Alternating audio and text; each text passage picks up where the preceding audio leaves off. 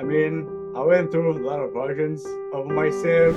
I grew up oldest in the family, responsible and everything. And then when I moved from Africa, nobody knows me.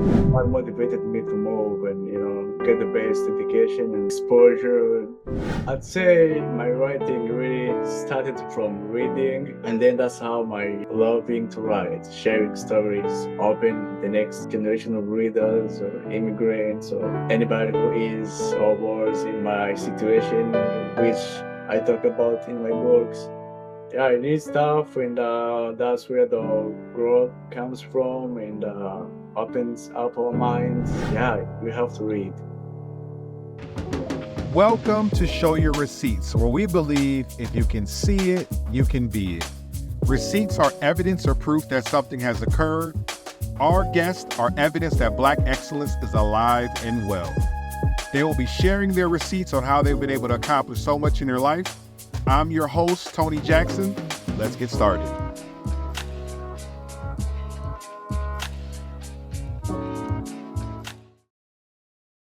Welcome to Show Your Receipts, where we believe if you can see it, you can be it. I'm super excited to introduce our guest today. His name is Cedric Muhikira. He is a self taught writer and storyteller with roots in migration, cultural fusion, and identity. He immigrated to the United States from Rwanda in 2019 and now lives in Detroit, Michigan. His debut novel, Libaax, draws deeply from his personal experiences and the shared lives of immigrants navigating new beginnings. Cedric work explores how music, memory, and resilience helps us grow roots wherever we land, and we have him here today. Cedric, welcome to the podcast, my brother. Thank you for having me. I am excited to chat with you today. Where does this podcast find you? Where are you at right now? Suffield, I usually say Detroit, but it's a few minutes from Suffield, from Detroit. So, yeah, it's a suburb of Suffield for Detroit, a really nice place. And I'm sure you've been in Michigan, of the place I'm talking about. Absolutely, yeah. I'm not. I grew up not too far from that area. I used to actually live in Southfield, and so I know exactly where you are. So let's get started. Cedric, you have an incredible story. I mean, you have the kind of story that people make books of, or make movies about. I'm excited to dig into your story. As I learn more about your story, it's a story of resilience. It's a story of perseverance. It's a story of having a big dream. It's truly the American dream. And so we're going to talk. We're going to definitely talk about your book. But Cedric, I'd like to get started from the beginning. Talk Right. to me about your childhood. Cedric, what do I need to understand about you as a young child to understand who you are today as a man talking to me today? I mean, I went through a lot of versions of myself. So, but though going to my young age, I think my mom says I was a troublemaker. But, but I think today I'm so, peaceful. I love an easy kind of going life. So, but though I was, yeah, that age. So I grew up the oldest in the family. Mm, So I was like, always, on the, lookout, being the one, responsible and everything. And mhm, yeah, so moving forward, I loved infrastructure, engineering kind of things mm, at a high school level. So I went into construction. So at high school back in Rwanda, you can pick whatever you feel like. So I was like, yeah, let me mm, jump into construction. Yeah, from high school to college, and same thing. I was into civil engineering. I was like, let me do infrastructures because in my country we need infrastructures, hospitals, streets, connecting. You mm, call them villages, but it's districts, mhm, connecting people, and everything. So I was like, yeah, let me be the center of all of this, into my engineering journey. And I was also a social person. I, love being people my age, understanding, the vision and everything. yeah, I've always been, an outgoing person, and I think that's why I'm here talking to you about my Libaax, the whole story, and yeah, I'm looking forward to like dig deeper into the whole thing. Absolutely. You mentioned something, Cedric, that is interesting. I want to kind of dig in on. You Hmm. mentioned the fact that you are the oldest, Yes. and my wife was the oldest growing up in a Nigerian household. I was also the oldest as well. But I guess the question I have for you is, in the Rwandan culture, does the oldest sibling play a special, unique role? Do they have like an additional level of responsibility? What is it like being the oldest child in a Rwandan household? Because my wife said in the Nigerian household, you're almost expected to be like the third parent in a lot of ways. What was it like in a Rwandan household? Right. So in Rwanda, like I was born when 94. It was like after the genocide, the whole Hmm. craziness. So, oh yeah, I mean, how to like, grow even from that. It's like, yeah, I mean, you gotta, grow from that experience. So when my younger siblings came around, I was already like, knowing this is that, and and then actually between me and my young brother is like 4 years. So I was like super, super young, older brother, he called me, somebody's messing with me, come help me. And I was like, yeah, like 4 years older than them. I was really, really old. And yes, I was responsible. Like you said, a lot of cultures, yeah, when you have to be out there and make your mama proud. Yeah, it's like it's a thing in every culture. I believe. So let me ask you this question. I love it, and one thing that I love about interviewing, this podcast is specifically designed to highlight and tell the story, of different people of African descent. And one thing that's so interesting is we're not a monolith, right? We all have different stories, whether a person is from Nigeria, Rwanda, New York City, Miami, Alabama. You know, Right. us as black people, we all have a unique and different story. But I'm also interested to see what are some of those differences. And so I haven't really had a lot of conversations with somebody from Rwanda, and so my African connect point is usually Nigerians. My wife is Nigerian. I've spent a lot of Right. time around Nigerians. And one thing that I've heard from her and from a lot of other Nigerians is when Nigerians are raising their kids, they only have four career choices. They can either be a doctor, a lawyer, an engineer, or they're called a failure. So it's like it's not a lot of options. Is it the Right. same Right. is it the same in the Rwandan culture where it's like these certain career paths that you're expected to go down to be considered to be a success? So, now this is East Africa. Now Nigeria is like West Africa. So Rwanda is like mid East Africa. So we had a different kind of story upbringing. So starting with my parents, like the first when we got the independence in 19, like I believe 62. Hmm. That's when the first time we had the census, like counting the people and everything. Hmm. Only 7 people were educated, like 7% of the whole population. And at the time, we were like 4 million people. And Wow. the area in the reference perspective, we're like maybe close to like 60 million people, and we were still having this, crazy history. Some people go to school, others don't. So we were kind of behind in the sense of, having those career choices. I'm just giving a little Mm, just to give you the perspective. yeah.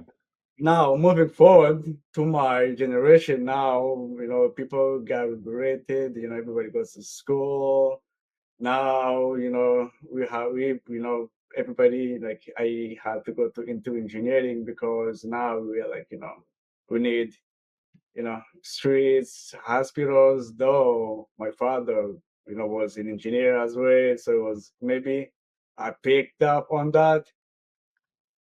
Yeah, but for us, and I so Rwanda really started the whole thingy, like development and every vision, I would say into 2000s. So, Mm, that was like quick example. Our national police is, was, established in 2000. So we didn't have the police, like national police. There were other names. So that's how, young the country is in the sense of, but again, if you look where we are today, it's yeah, amazing. It's another story. That's why I had to give you a little bit of the backstory to, to give you the perfect view of everything. absolutely. And I appreciate that because, you're teaching me. These are things that I was not aware of. And so it's interesting you said it was like the 2000s. And so, when a lot of this innovation began, and it was kind of like your coming of age, right? So, as you were coming of age and growing, it was kind of simultaneous with the renaissance and the growth of Rwanda. And now I'm seeing statistics where Rwanda is becoming almost like an innovation or tech hub in the continent of Africa. Um, Mm. so let me ask you this question, Cedric. At what point did you make the decision that your next step needed to be moving to the U.S.? Right. So I usually give this example of the how empires and like Egypt or the Roman Empire. So I usually love Egypt because I'm from Africa. Hmm. Used to be this big you know empire, and every scholar at the time moved from the Europe to go and learn, understand how things were being done. Like, and then so today, as we speak, US is same thing. Every scholar, like every free thinker, wanna move the US. Get to the best laboratories. Best education. Hmm. Yeah, Hmm. that's what motivated me to move and get the best education and exposure. Yes. That's amazing. I want to highlight something too. You shared something that your mom shared with you. I want you to tell me, kind of elaborate on this. And I think it may have been in connection to you coming to the United States. You said Mm. your mom's phrase was, "You carry your dignity on your back." Um, Talk to me about that phrase and how you applied that as you came to the U.S. And why that phrase was even why it was so important for you.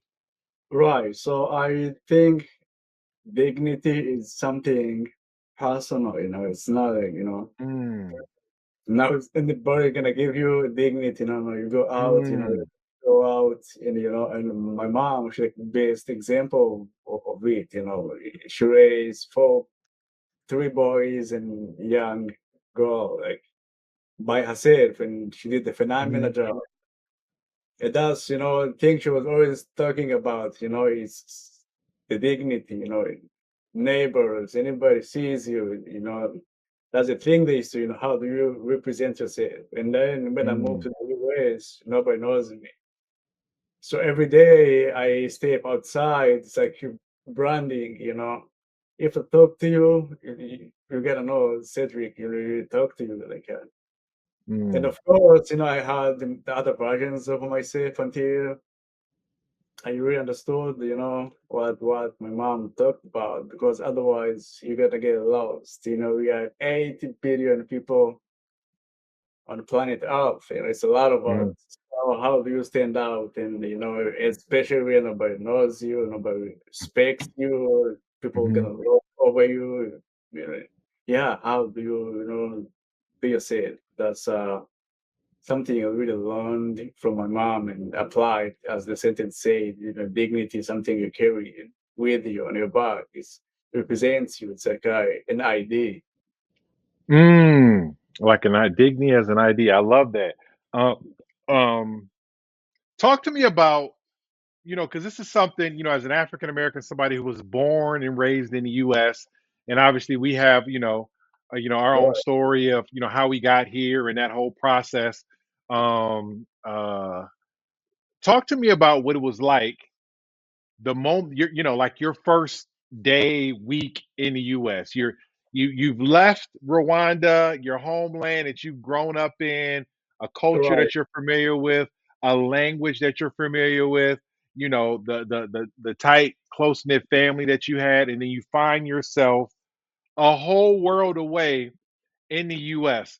What was that process like? Were people welcoming to you? Did they welcome you with open arms? Was it a simple and easy process? What was that like for you, Cedric? Yeah, I would say the first week it was really, really okay. Yeah, my cousin was in at the time in Detroit, showed me around and Hmm. yeah, I was with friends, people.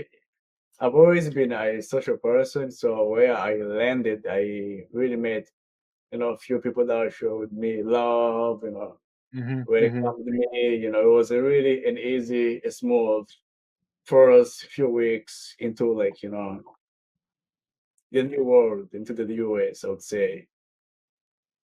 Mm. Okay. And so what when you got here, because I know it wasn't just all roses and happy Of course, times. of course, of course. What was some of the challenges that you faced as a person immigrating from Rwanda? What were some of the first initial challenges that you faced as you got here to the U.S. And how did you overcome those challenges? Think of the first will be the food, and yeah, yeah, like I've always been in the home cooked meal, like African version of food.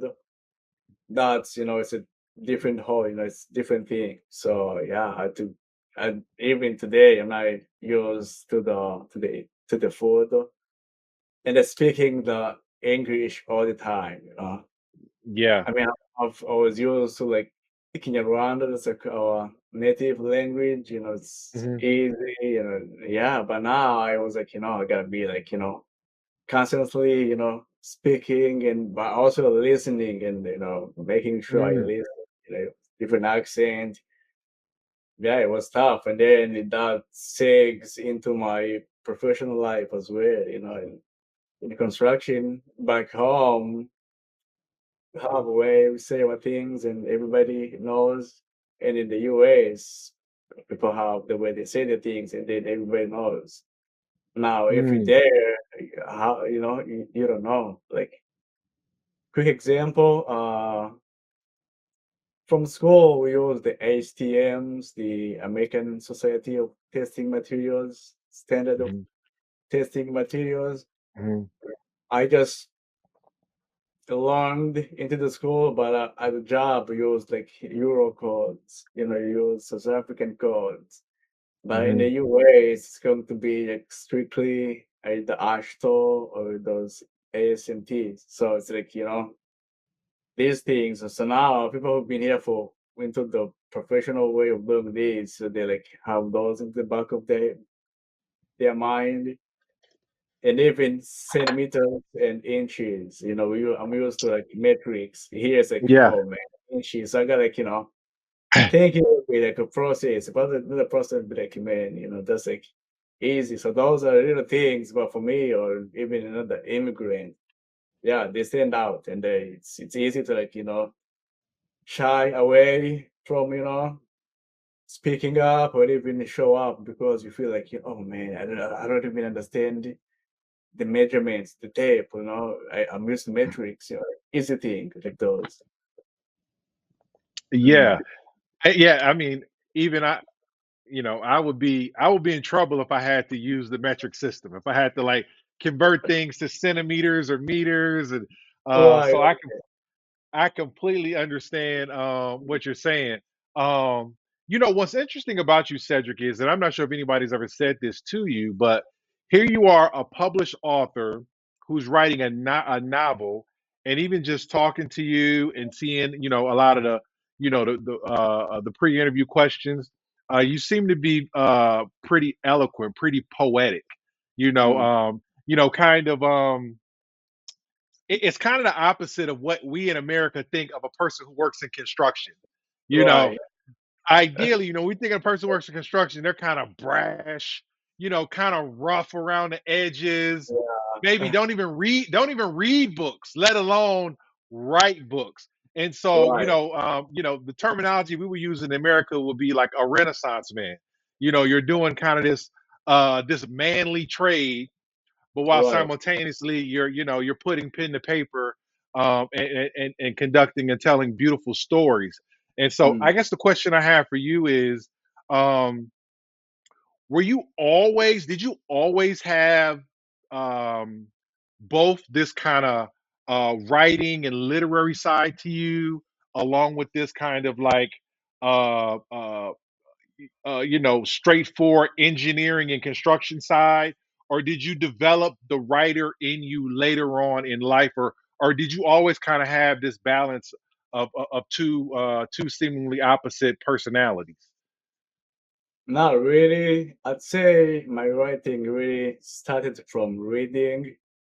The more I read, the more I opened out to the words of people. The more each book's like a word of the author. So keen. Understand things, and then I was like, oh man, some great books, like really, really, really great. And then I also use an example, one of the books that I really love, the Frankenstein by Mary Shelley, Hmm. The Monster, Yeah. which they have a movie of the book. Hmm. The monster, when he first wakes up, the creator, Victor, hated him, like, because he was so ugly. He was, the yellow eyes, oh man, you remember the monster was stitched up of leftover bodies everywhere, and maybe short arms, it was hideous. Hmm. Creator went away. So, and then the monster, was like, oh my God, I'm all alone. What's going on? Everybody hates me. And then he picked up books, he read, things about emotions, and then he understood he was all alone. And then can you believe a monster with no consciousness? And then just a book opens his mind. That's Hmm. how powerful reading is to me or to anybody who reads. And then that's how my, loving to write, sharing stories, which would open the next generation of readers or immigrants or anybody who is or was in my situation, which I talk about in my books. Yeah, to make them be like, opened up to this, world, like the monster opened up his eyes to the world, or how Frederick Douglass opened his mind to the, his situation, slavery and everything, just from reading. Step, Mm, yeah, it's like powerful just through reading, and that's how my writing starts in a short story. mm. Wow, I'm an avid reader as well, Cedric. I love to read, for that very reason. The Mm, reason why I love to read is that I have uh, I would probably say, in some ways, I kind of have a chip on my shoulder, because I grew up everybody telling me that, oh, I'm just an athlete, I'm an athlete, I'm an athlete. And right. so to overcompensate that label that people put on me, to look Mm, past just my physical body and to actually respect me for my intellect, I just kind of dove into books. Um, but my question to you is, you probably noticed being here in the US, not a lot of readers, not a lot of people who are bought into the importance of reading books. right. Um, People are more so, on social media, or, just entertaining themselves and doing different things.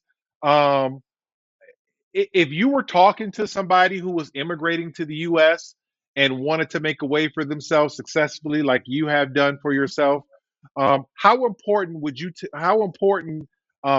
say reading is for somebody who is, maybe immigrating to the US, or anybody who just wants to improve their lot in life? What are your thoughts on reading? Is it something that you feel like was good for you and helped you out, or is it something that you feel like is maybe, good for everybody? I believe so. Just a little bit of a history of reading. Reading was not, you know, before me and you were not supposed to read. We're supposed to be the Mm, elite in societies and the priest. mm, Yeah, read the Bible for everybody. Just listen mm, a little bit more. Everybody read, and then everybody reads. So it was like, gosh, this is now casual. Who cares? Now everybody reads. But mm, though this was not supposed to be for you and me, that's how important it is really mm, to open up to reading. Now, maybe reading has changed its form as technology has changed. We have audiobooks. I am open to those as well, and then I'm thinking of doing the audio version of my book because of the day, yeah, words change and everything changes. But though reading remains, yeah, I'd forget, still pick up the books, even if I'm still a student, I have to. But besides that, I still pick up a novel I love, romantic novel. I think I am romanticism. If you'd say it's I love those. Even if my book, I had to have chapter of just talking about emotions, love, those sort of things. Yeah. So if an immigrant or any other person, reading is essential. It opens up our minds. And yeah, you have to read. and so at what point, so you came to the United States in 2019, right before the pandemic. I mean, that's a very interesting time to come here to the US. You got a chance to get like a year of normalcy, and then everything just went crazy. What were you thinking? How were you processing all of that as everything was going on? Because here you are, I'm sure you're in this new country, you're excited, you got all these different plans. One thing that I know about Africans that a lot of people don't understand, because it's a lot of conversation right now in the US about Right. immigration and all of these different things. Well, people don't know, what a lot of mainstream Americans don't know about Africans that I do is, when African comes to America, they're coming to go to the top. They're not coming here to pick fruit in the fields. They're not coming here to wash dishes. They're coming here to take over something. They're coming here to be the head of something. They want all the degrees. They want the C-suite jobs. They want to start the companies. Like, they're coming here ambitiously to be able to change their lot in life and their family's lot. And then you're hit with the pandemic, where it restricts a lot of what you can do. Talk to me about how you process that experience dealing with the pandemic when you got here to the States. Right. So I think isolation has been the biggest part of my growth, the understanding of who I am as a person, my surroundings and friendship, which is really biggest part of, going through, those days, no job, like nothing, really nothing. So how, yeah, it was that's my journey of writing actually starts. I have all these massive hours with me.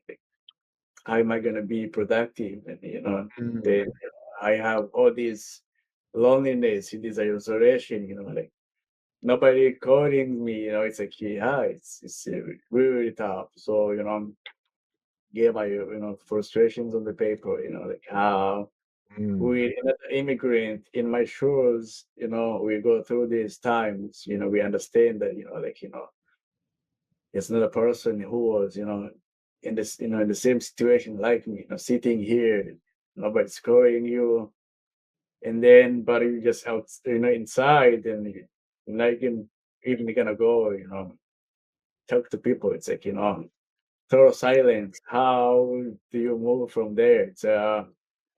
Yeah, it is tough, and that's where the growth comes from, and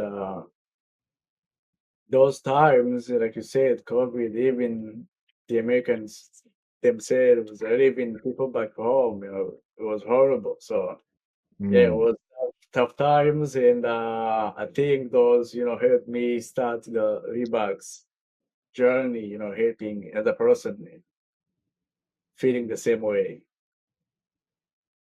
So you actually turn that negative of the COVID era, if you will, into a positive. You reframed it as an opportunity to still be creative, and Right. to still be productive, but just in a different way. Um, that's pretty incredible. Yeah. Um, you said something that I had to highlight. I'm trying to. You said Mm. you'll outgrow people, cities, even versions of yourself, and that grief is a natural part of growth. Don't fight it. Again, this goes back to very. That's a very eloquent sentence. Very impactful. Talk to me Mm. about some situations where you felt like maybe it was after you got to America, maybe it was before you got to America, where you felt like you outgrew people or even versions of yourself. Can you uh, dig down on that a little bit for me, Cedric? Right. So I love, social life. I love, hanging out with people. I love all causes, regardless the cause.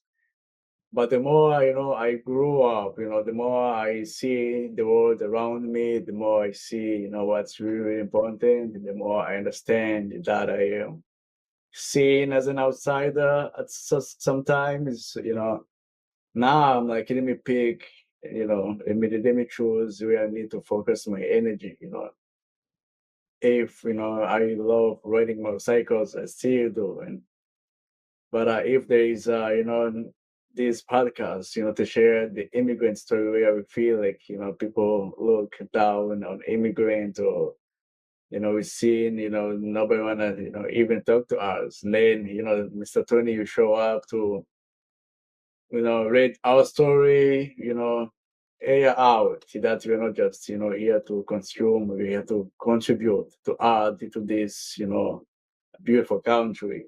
This is, what made me grow up. Let me choose what's really, really important. That's how I have to grow versions of myself. And then that's how I have to grow people. People who are not aligning with the mission, Mm, Yeah, you gotta leave them behind. You know they left them behind, but stepped forward and yeah, aim high, and then yeah, people will follow. And I'm sure if friends see the mission, they're gonna catch up and they're gonna understand. But if I'm gonna stay behind, convincing friends when I can talk to Tony and the immigrant hear our story, this is more important, and this is why I had to outgrow the personhood to do other things in the past. mm. Yeah, Yeah, that's a very powerful point and a tough lesson that I have, you know, learned, trying to learn, however you want to say it over the years. Um, I'm not sure if you're familiar with this term, but it's a term called survivor's remorse. You know, yeah, growing up in the African American community, like I think about so many people that I grew up with who are not alive anymore, who are maybe in jail, who are maybe, their life just didn't turn out the way they wanted it to. Maybe they're addicted to some kind of substance that they can't kick or something like that. And right. sometimes it's easy to feel guilty because you Mm, know that like I came from the same place they came from, and I've been blessed, in certain ways. But then you see, them struggling, and right. it's kind of difficult to, to understand that, and I've found myself asking, like, God, why me? Why was I the one who got this chance to get these opportunities? Because there were people who were smarter than me. There were people who Right. were harder working than me. There were people who Mm, were even set up, maybe to succeed better than me. But I was blessed to, get some of those rewards. Um, right. have you found it difficult to um, come to terms with the life that you live right now and the path that you're on? I mean, here you are in America, you're getting your education, you got a great career, you're writing books, and I'm sure that you can look back on some people in Rwanda who may have a tougher life than you are right now, even though you guys all started in the same position. How do you process that, Cedric? The difference between where your life is compared to where the life is of some of the people that you started off in your early childhood? Right. So I strongly believe in this life as this is it. Now I'm here to live, however many years I'm going to live, and Mm, I am going to live as best as I can. mm, So either, people are with me or not, but it doesn't mean people mm. with me or not understand, I need to reach back because, but regardless, this is it. And even my message in the book, allow immigrants to pause their life until they are accepted, they are, yeah, now we see, no, no, no, no.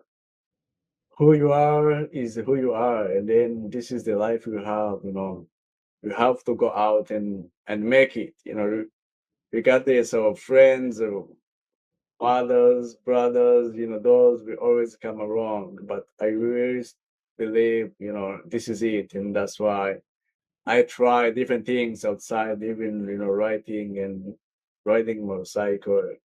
I now I'm trying to fly an airplane, a single engine, which is like super cool. So yeah, I'm like, trying to live this life as best as I can. That's amazing. So the next time I look up and see somebody flying over me, maybe it's you, Cedric. Okay. Oh man, I think yeah. Once you're here in Ypsilanti, there's actually a small airport in Ypsilanti. Yeah, At it's nice. Willow Run. That's where I went to high school. My high school's Oh, name was Willow Run High School, and our mascot was the Flyers. see, Because our my high school got built. Well, not my high school got built, but during Mm, World War II, that it was a plant there that was the number one factory building bombers for World War II. And so, because Detroit had the automotive background and the mechanical background, so right, yeah, that's awesome. Let's jump into the book, Cedric. right. Let's jump into the book. Is it pronounced Libaax? Libaax. Libaax. Talk to me about the book. What is the book about? And what was why did you want to write? I know you were in the US, you had time during the pandemic, but you could have probably wrote about a bunch of different things. And the fact Right. that you wrote a novel, you had the creativity to make up anything you wanted to make up. Why did you write this book about this particular topic at the time that you wrote it? So I chose to follow a new immigrant, young man into the U.S. from Somalia. How does the life like this transition, the everything, the loneliness, the isolation, the freedom, the ruins, the big losses, dating life, how do you date an American woman when you have all this culture, I want to do a roadmap to a new person because I had not have such a roadmap for myself to like, let's Mm, see how these things work. And yeah, that's was my mission. Let me bring in, outsider person who's, feels not belonging into the place. I was like, yeah, let me write this, like mm, touch those hearts, change the minds, and show the hopes, the dreams, and funny stories, sad moments. And yeah, that was my initial thought. mm. And so the question I have for you is, what message were you trying to impart from this book? Like, if a person were to read this book, whether they're an immigrant or, a non immigrant or whoever they may be, what Mm, is the particular lesson? Or maybe it's not a lesson. I know it's a novel, so novels may not right, necessarily have a lesson, but is there an overall theme that you're trying to get across with your story? right. I want to do the I touch on belonging, I touch on identity, I touch on friendships. because those are the things that really, really makes you a person, into the new world Mm. who is. You don't have this identity. I spoke Kinyarwanda for like 20-ish years. Now, how do I sink into English like every day? Yeah, how do I, and go outside into my professional work where everybody speaks what they assume I understand, but I really don't understand.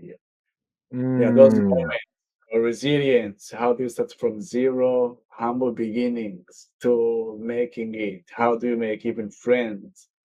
Yeah, I put DJing as a way of breaking through at the bubble of isolation. Like, Ayan, actually, he is the name of the character in the book. Okay. He was also isolated, and then, he had his friend who was, a go-getter, but Ayan was a little bit of a DJ. So when he went out to Detroit in the dive bar, lay some techno over the Kwarami song. That's like a Somali songs. And I say Korami songs fused with techno to, hint that we don't have to lose ourselves into just techno. He could have just played techno, but he chose to lay over his, past. So you don't have to lose our past to fit into the new world. It's Mm. those are the things I make alive into the book. Mm. That's the key point. I love that. So he didn't have to he didn't have to erase his past to be accepted, in the U.S. And as he's building his future. Right, Here's an interesting question that I always like to ask whenever I'm speaking to, one of my guests who's actually born and raised in the continent. Because right, I've had people on the podcast from Ghana. I've had people on the podcast from Rwanda. You're the first person right. from Rwanda. I've had a Mm. few people from Nigeria. I have some people from Benin. I've Uh, had people from different places, and mm, I'm always interested to hear their story in regards to what their expectation was of their acceptance in the American Black community, what their expectation was, and what was actually the reality.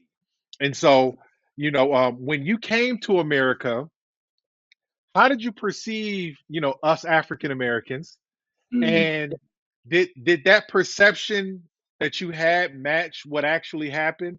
And then also, how did you perceive us to uh how did you perceive that we would welcome you? And did that perception match what actually happened? Right. So I think I grew up on the Hollywood influence. Mhm. So I knew about BET. Yeah, I knew all the best rappers. So I feel like I had this sense of way of communicating. I love Black African music, Black American music. There's like even movies. Oh man, there's like really awesome. So I would say the slangs that yeah, it was for the first few, say, I said the first year, it was really hard for like people to understand it. It was my accent was really thick, I would say at the time.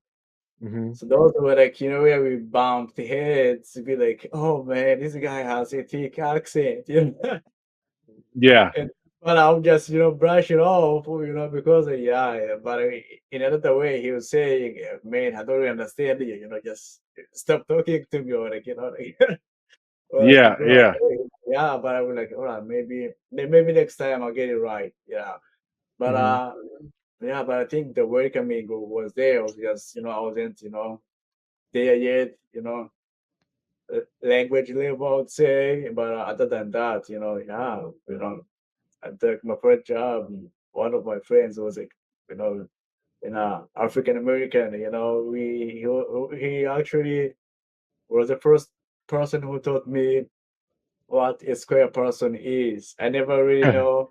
that's how I really didn't know some slangs.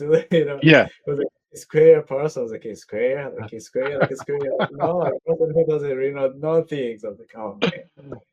Yeah, it's like the moments. I even still remember it 5 years later. Those was like yeah, really good times. I'd say.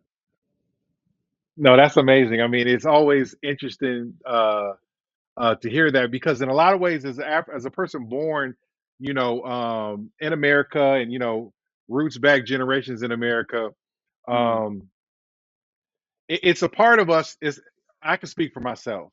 It was always a right. part of me that was always intrigued by people who were born in Africa and people who had, a deep sense of a language of their own and Mm, a whole culture that and we have our own culture as well in the United States of America as African Americans, but it's right. heavily influenced by America and a lot of different things, and it's not Mm, 100% purely our own. It's almost kind of like a derivative in a lot of ways of the American cultures. Like we took America and then we kind of made it our own.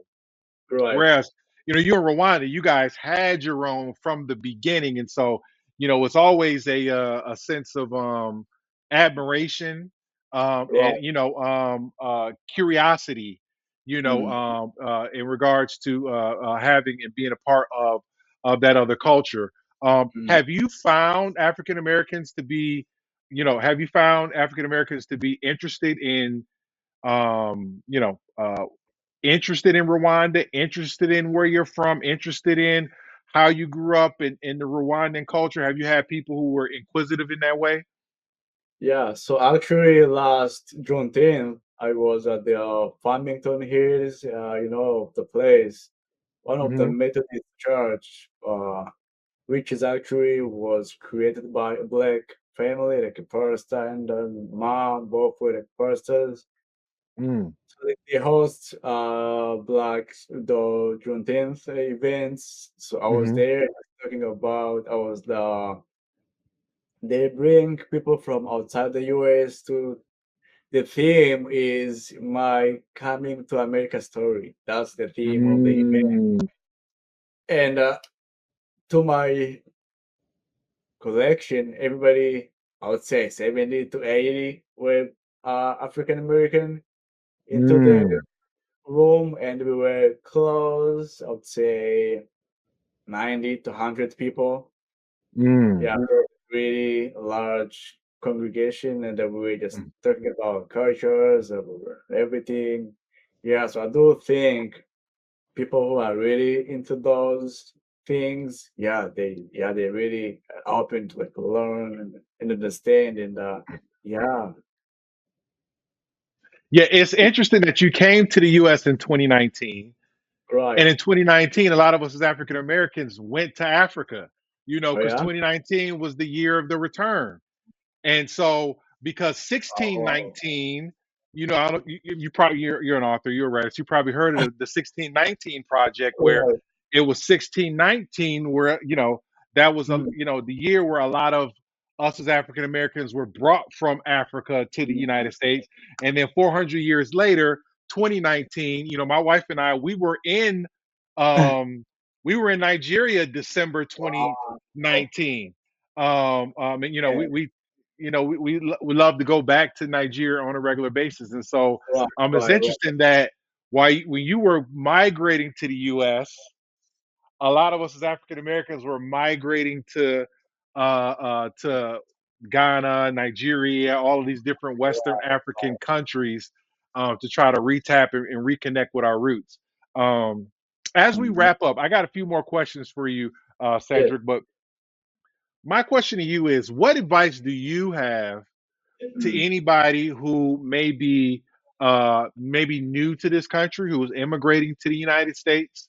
What advice would you have for them as they're trying to find that new sense of home, that new sense of community? Do you have Mm. any recommendations or suggestions for them to make their process a little bit more smoother than maybe yours was? Yes, so I always say, like I said a little bit earlier, this is it. This is our life. Mm, It has not have to be on a pause until we figure things out. No, no, mm, no. I waited a little longer, and that's why I picked up the pen. So whoever comes or whoever listen to our show, your life has, to keep going. Like Nipsey, it's a marathon. It doesn't have to be a sprint, just step forward, don't just pause. And that's, my advice to you in whatever domain. It doesn't have to be engineering or writing books, can be whatever, healthcare, or IT. Yeah, just open up your heart to who you want to mm, be and go after it because this is it. mm. Wow, that is a powerful, powerful statement. Cedric, we're gonna end on that. Just to wrap up, let me ask you, if Yeah. people want to get the book, how do they buy the book? If people want to follow you on social media, where do they find you? So I go by I am the captain now on my IG. I love that. I love that. Yes, yes, and my website is cedricmuhikira.com. I post blogs, every week to update listeners, viewers of how the voices of immigrants. So you can also find me there. And the book is on Amazon, Libaax by Cedric Muhikira, and you get a copy and yeah, join the movement, I would say. That thank Cedric, thank you so much, brother, for being on the channel today. Thank you for having a conversation with me today. I got Absolutely. a feeling that you and I are going to stay connected. Yeah, I appreciate you having the courage to tell your story, having your courage to highlight the story that you have and that millions of other people are experiencing and putting a voice to those experiences. And so, hats off mm, to you, my friend. Keep doing thank what you're you very doing, and much. yes, I wish you continued success. Keep doing your thing, brother. Yes, sir.